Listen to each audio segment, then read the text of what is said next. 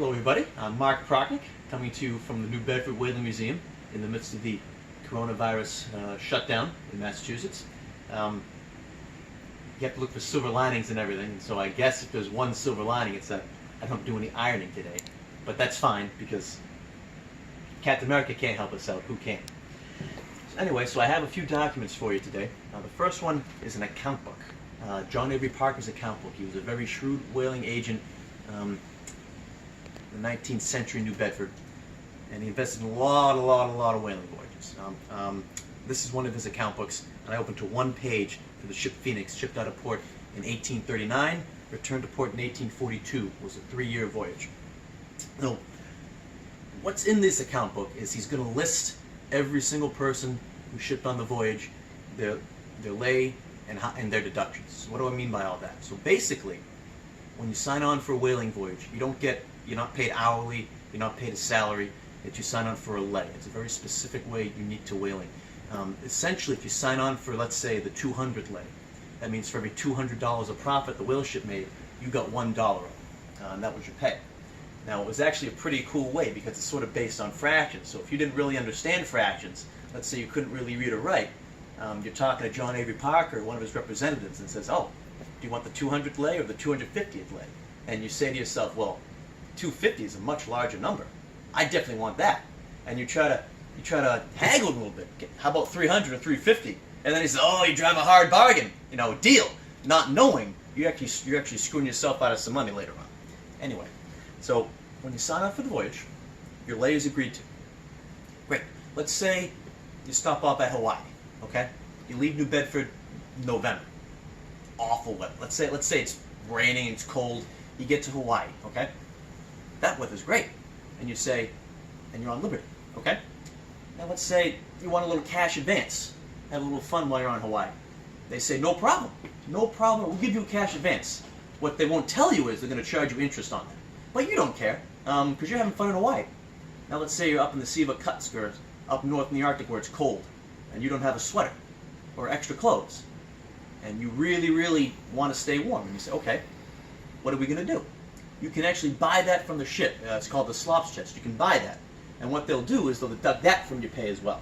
So after the voyage, when the oil and the whalebone and everything is calculated, the profits are settled, they're going to take away whatever deductions were owed from your pay, and what's left is how much you got paid. And so in this account book, it's listed out who gets what in each voyage for their final pay. And this one particular person, Russell Penfield, he got the 180th lay.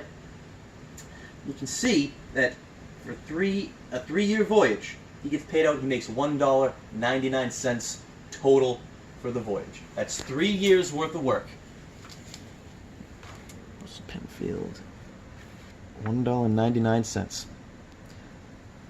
So that's for 3 years worth of work. 3 years of continuous, hard, dangerous work. He can't even make $2. Now I know what you're thinking. You're thinking, what is that in today's money? Well, in today's money, that's about $62.61 for those 3 years. So you think about he's making about $20 per year for hard, continuous, laborious work. Okay? Now let that sink in for a little bit. He is one of the lucky ones, because his good friend, William Davis, 150th lay, he made $0.00 right there. Now, I didn't bother to look up what that is in today's money. I just figured zero was still zero. So he can't even make anything. But there's one more number in this account book I want to draw your attention to, and that's what John Avery Parker made. So at the end of the voyage, when all the oil was sold, John Avery Parker, sitting atop his nice mansion in New Bedford, watching the Phoenix go out in 1839 and come back in 1842. He wasn't in Hawaii. He didn't round Cape Horn. He didn't go up to he didn't go anywhere. He was at home, managing the books, sort of kicking it, keeping tabs on everything. He made this number right here. It's $57,000. Well, $57,342.71. Today's money, that comes up to a little over $1.8 million. So he's making $1.8 million. And some people can't even crack $65.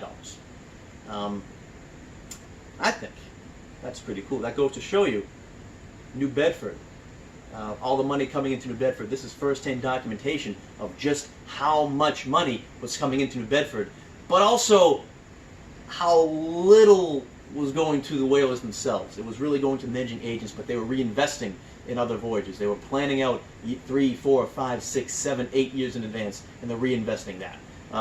So their money is growing.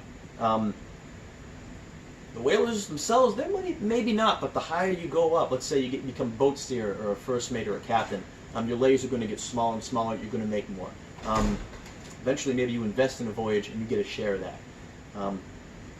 But that's really what's going on there, and that's what this account book really shows.